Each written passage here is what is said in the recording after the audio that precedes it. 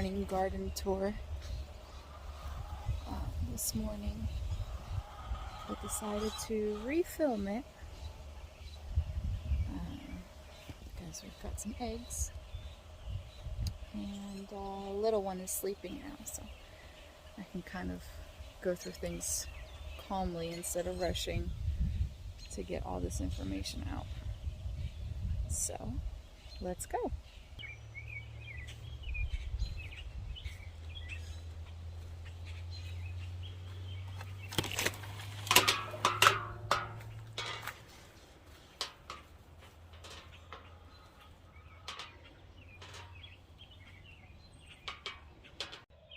Hey everybody, this is the first official garden tour that we've been working on, more so just to document our progress and to see how far we've been, how far we've come and what we're doing.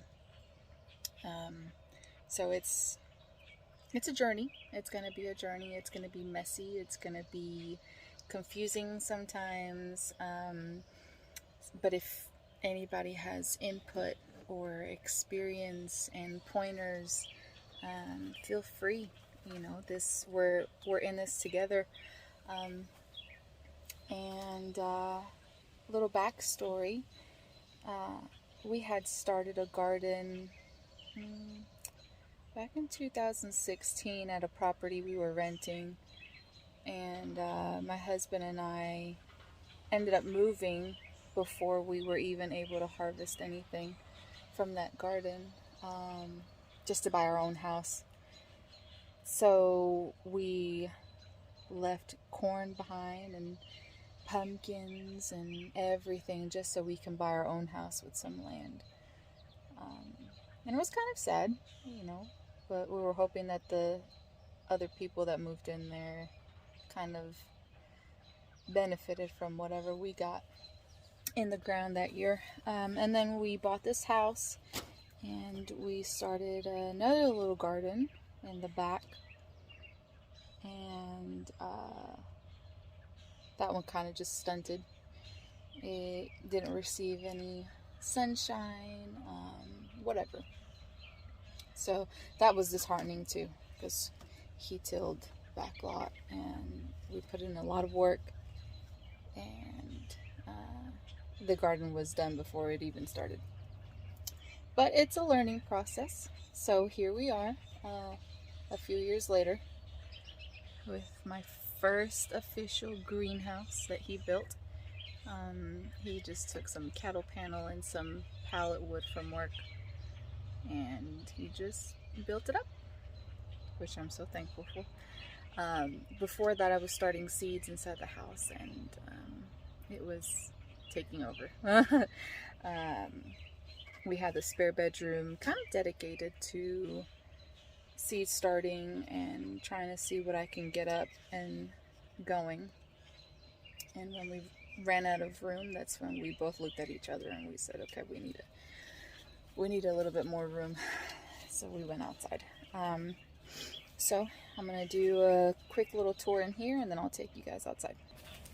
So here we have the Calamandan citrus tree, and I got that one off of Home Depot. We live in zone 6B in Virginia, so a lot of citrus or anything that's tropical we're gonna have to leave in here, but hopefully I don't think this gets too big.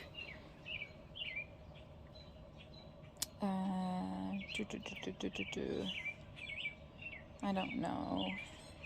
It says that we can leave it in that pot, and we just got that one. Let's see, can I leave it in the pot? Yes, you can. So we figured, why not give it a shot.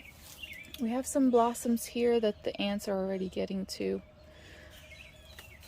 and we've got a couple of little blossoms that had budded and now they're turning into fruit, which I'm pretty excited about.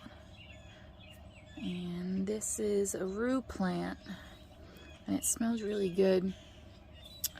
Disclaimer, for anybody who does not know, this can cause, I believe it's uterine contractions. Some people might use it for herbal medicinal purposes, but this is what it looks like. I got it at the nursery by our house. And so it's an insect and moth deterrent. So be careful, do some research on this. Here's an magnolia tree. I got that at one of the nurseries. And then here we have some strawberry plants, again at the nursery. A lot of these things I got from the nursery. Some of the things that I grew from seed, I'll just let you know. But I potted these. They were in a 6 starter pot pack. And we picked off the berries already because they were ripe. And so I pinched off some of the blossoms so they can focus back on next year. And my plan for this is to put it in like a kiddie pool or a grow bag, a large grow bag, and just kind of let it take over and do her own thing. Here we have some yard-long beans that I started from seed. And a banana tree, a Japanese banana tree. She's hardy up to 0 degrees. I think I'm just gonna have to cut her back in the winter time. And here's some more strawberries. I think these are ever-bearing strawberries. Here's a improved Myers lemon tree. And so we can keep her like this for a little bit. She'll primarily be in the greenhouse. Here we have some romaine lettuce and a little gem lettuce. I had all this packed up with some lettuce and then I transferred it over to the green stalk, which I'll show in a minute. This tray was full of flowers, which I potted. Here's some mesclun lettuce. I've got a succession sow some of that too, just to keep it going. I've got some spinach in here. Serrano peppers. I have a few pepper plants. Here's some ají dulce or cachucha peppers. Here's some cabbage that I've got to plant in a separate container. I think I'm going to start those in the greenhouse because we do have a lot of cabbage worms that tend to attack outside. And so trying to give it the best life. Last year the cabbage worms had no mercy, and so I didn't even get to harvest one cabbage head. And then we have some more beans here, and I'll show you where I have them trellised outside. Here is, I think this is the orange mint. Yep, this is an orange mint. I got that from when we went to Columbia, South Carolina. I had a brain fart. We went this past weekend to meet Roots and Refuge, Jeremiah and Jess Sowards at a morning garden Q&A, and I was able to get their book signed, and I was so excited. I kind of fangirled, I'm not gonna lie. Some more peppers. This one is the ají dulce, which is the same one as this. I try to start this one from seed. My grandma sent it from Puerto Rico, but it's been almost a month and she has not sprouted yet, so I'm going to give her a little bit more before I just kind of let her do her own thing. Here we have pineapple ground cherries. I got this at the local nursery. Here we have some, I believe these are my zinnia plants. And we've got some cantaloupe starters that I have to put in my grow bags. Here is a beefsteak tomato I got at the nursery as well. Just got a little sucker here. I'm gonna have to clip that and I will propagate it just to make some more tomato plants. I've got a couple more here. And this morning she had, you can still see it here. Let me see. A little water droplet there. She was full of water droplets. It was super cute. And it looks like she's gonna get a blossom there. I'm excited. Here is a bird gourd, which is this. You can dry them out after a while and paint them and make little bird houses. And here are the other herbs that I picked up from South Carolina at a farmer's market nursery. This is just peppermint. It smells really good. I'm gonna make some teas and whatnot with that. she's doing her own thing there. Italian large leaf basil. I'm going to cut some of these and propagate as well. I got some of them last night when we got home just to dry, and it smells really good. It smells really, really good. Mojito mint. This is an annual. This is an annual. And here we have some garden sage. There are my flowers. I've got some zinnias, some nasturtiums, some more nasturtiums, marigolds. And so I learned to up pot from these super tiny cells to the bigger cells from Jill at Whispering Willow Farm. And that was pretty sweet. We actually had to, I ended up doing this right before we left to go to South Carolina, and I couldn't wait because I don't want them root bound. And so if you see me looking to the side, I'm watching the baby camera. Little Miss is sleeping. So anyway, I have this isopropyl alcohol in here just so I can rinse off my snippers and my scissors, because if I see something that is kind of sickly looking and I just want to trim it back, you don't want to cross contaminate anything, so I just keep that in here. And so I think that's it from in here. We have a little window with a little box fan if it gets too hot. This is just a frost cover. I got it at Lowe's. It's a 10 by 20, just to kind of keep the sun off of beating from the plants, because it can get pretty toasty in here. I think the hottest it's gotten so far has been 116 degrees, so as you can imagine, we don't want that for our plants. And I also have a thermometer in here. I have two.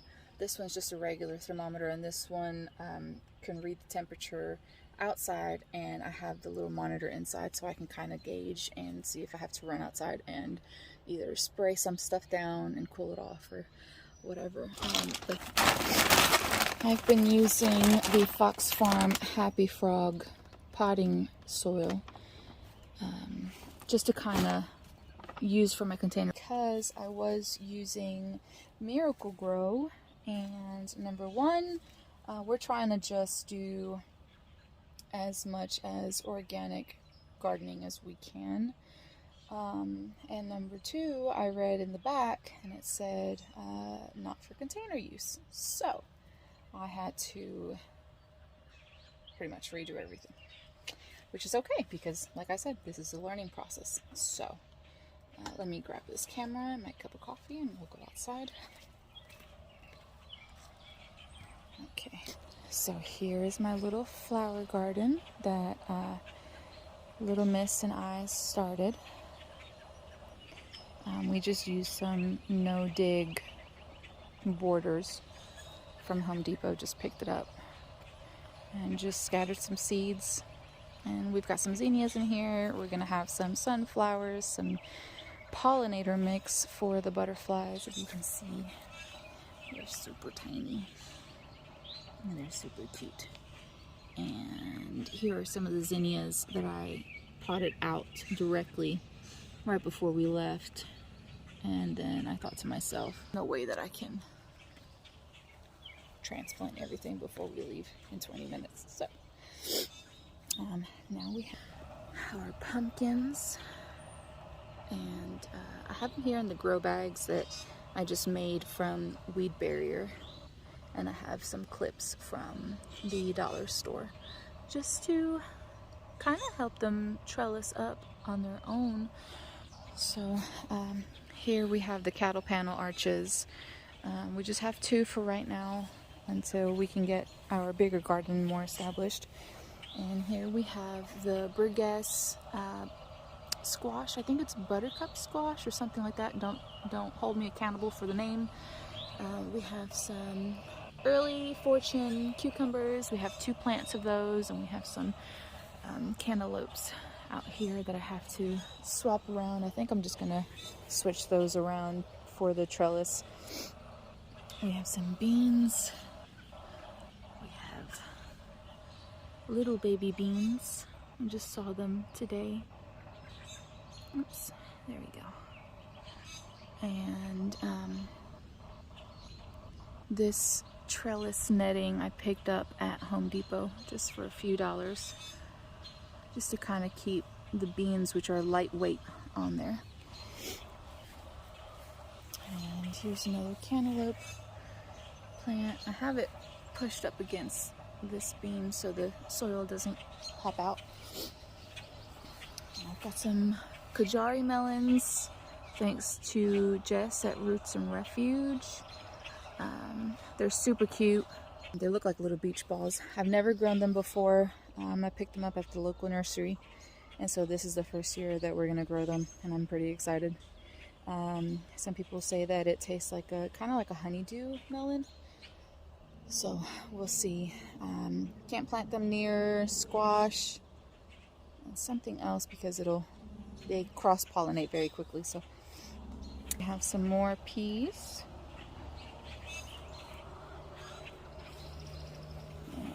I have them trellised up again just because they are pretty lightweight. I started all these from seed, and they're hanging on with their little tendrils. I don't know if you can zoom in on them. Let me see. There we go. So then at the rest of this bed I have some broccoli and cantaloupe. Not cantaloupe, I'm sorry. Cabbage. And I started these from seed also, if you couldn't tell. I have just a tool netting on to try to keep some of the bugs away and stuff. They've been growing a little bit slower than what I like to, so I don't know how well that'll go. And then on this we have onions. We've got yellow onions and purple onions. And if you can see, we just made this garden section with pallet wood and PVC to make it like a hoop cover. And then in the frost, when it was still frosting outside, we had gotten the frost cover from Lowe's, the same one that's in the greenhouse. And I've got to rinse them off, put them to hang, and fold them up for later in the season. I'm getting little flower buds in my hair. And on this last bed, I started these from seed also. And yesterday I actually started a little fish emulsion fertilizer just to kind of give them a boost. Here we have our purple basil and some of the, I don't know if they're slugs or little beetles or what, but they've been munching on some of my plants. So if you have any idea what it is or how to take care of it besides DE, I was looking into neem oil. I've got to do a little bit more research on that, but I sprinkled some DE, and I know that you have to sprinkle it often, and if it rains then it kind of gets washed out, so you have to do it all over again. But anyway,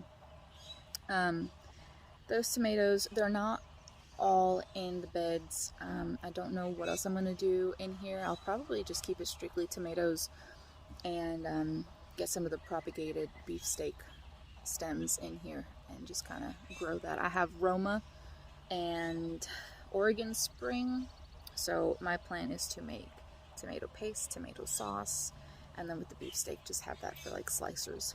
But I have 2 basil plants in here, and then I planted some marigolds that I had started in the garden in the greenhouse. And all this grass is from the straw. We shall see how the straw does for the rest of the season. I might use it, and I might just pick off the wheat section. Our 2 potato towers, and we have purple potatoes, and we have just Yukon Gold, And I believe we have russet potatoes in here. This is just a layer of the straw. And then we mix topsoil with some moo poo compost. You can see the little purple potatoes here. And here with the purple stems. And you just layer it on and do a layer of the straw, a layer of the soil, put the potatoes in the rings, and then do a layer of the soil again and alternate it like that, just to kind of make it that tower. And so here we have our big garden bed.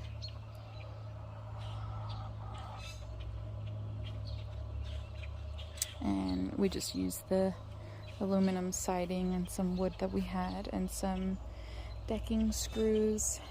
And so these plants right here are eggplants. And something again munched on my eggplant leaf. I'm not happy. What can you do? And here are some nasturtiums. So I planted the nasturtiums around the garden. Deter some pests. I'm just looking at the baby camera. And then I did the three sisters here. I'll show you.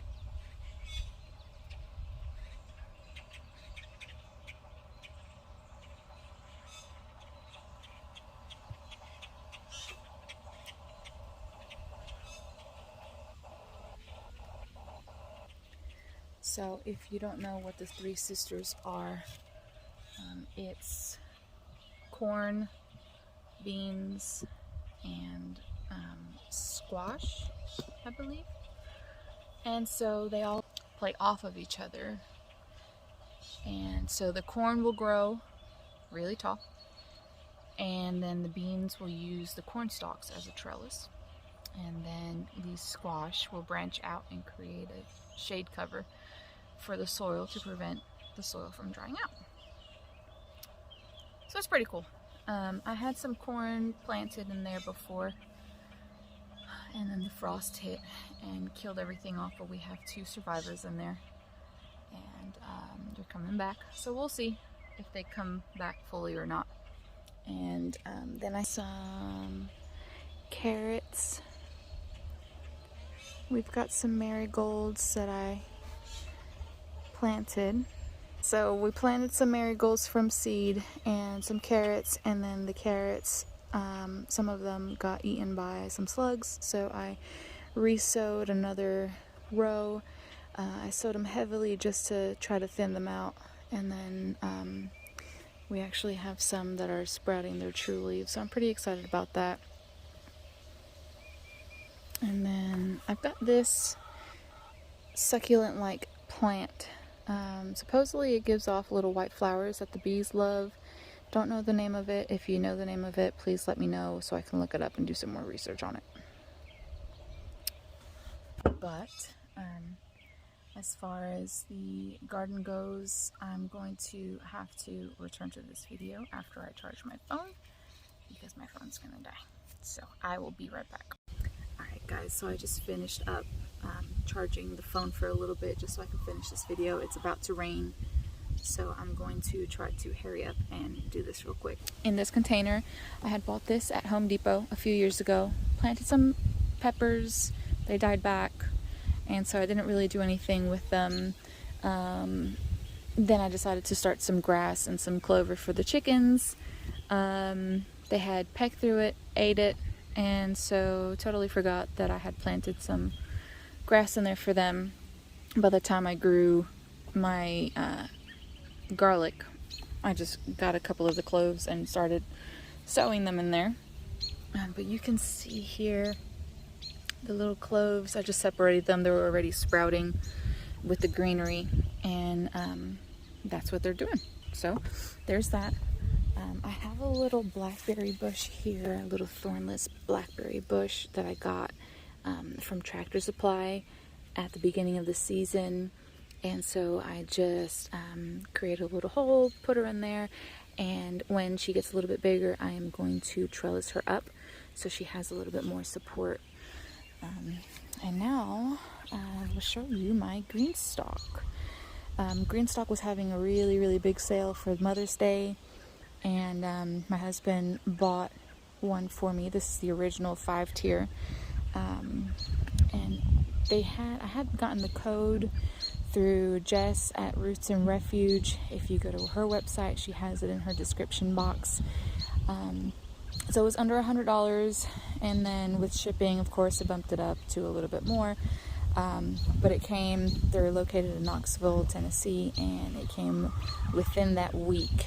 And super easy to use if you have a small area to plant, to garden, if you just want to start a little garden, if you live in an apartment or anything.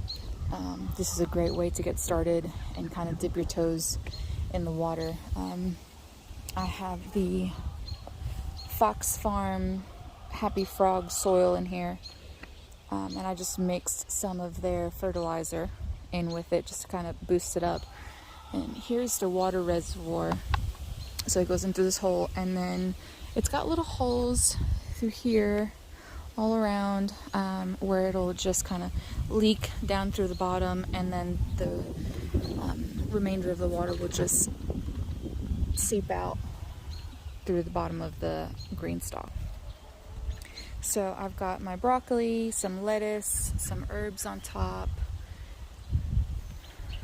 I don't have the little wheel spinner yet, so I just have it on a couple of pieces of wood just for support. And baby girl is up, so I will have to conclude this video for now. Another day I will show you the flower garden, or a little flower bed. But thanks for checking out my first video. Let me know if you have any questions, any tips, any pointers, and that's pretty much it. I hope to see you guys again.